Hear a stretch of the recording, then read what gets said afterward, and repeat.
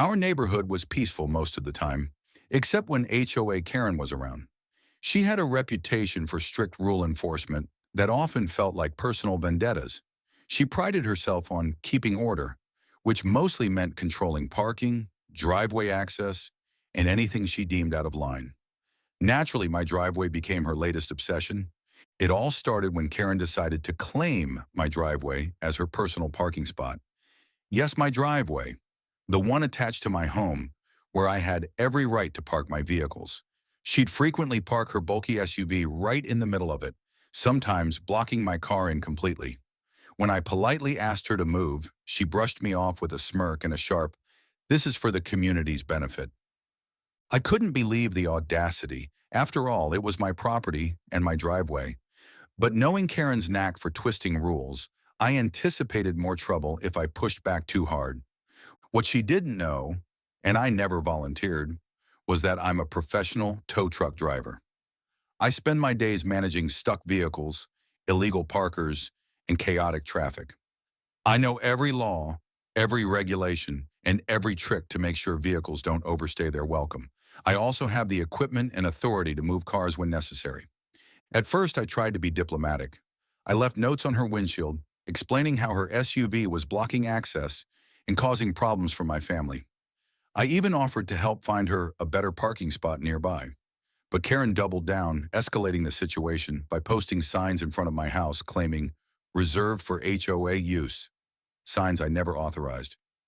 Finally, the breaking point came one Saturday morning. I had to leave early for a job, but Karen's SUV was parked smack in the middle of my driveway, blocking my pickup truck completely. I called her on the phone to request she move it. She laughed and said she had every right to park wherever she pleased. That's when I calmly told her, "You're right. You have a right. But I have a right too, and I'm a licensed tow truck driver. If you don't move your vehicle within 15 minutes, I'll have it towed." I could hear the hesitation in her voice. It was the first time she seemed genuinely rattled. True to my word, I waited 15 minutes. When she didn't budge, I hooked her SUV to my truck and towed it to the neighborhood's designated overflow parking lot, a location every resident knew about but Karen always ignored. Within an hour, the HOA board called me. Karen was livid and demanded I be reprimanded for towing her vehicle without proper notice. I calmly explained that she was unlawfully blocking a private driveway, mine, and that I followed all local laws and HOA guidelines.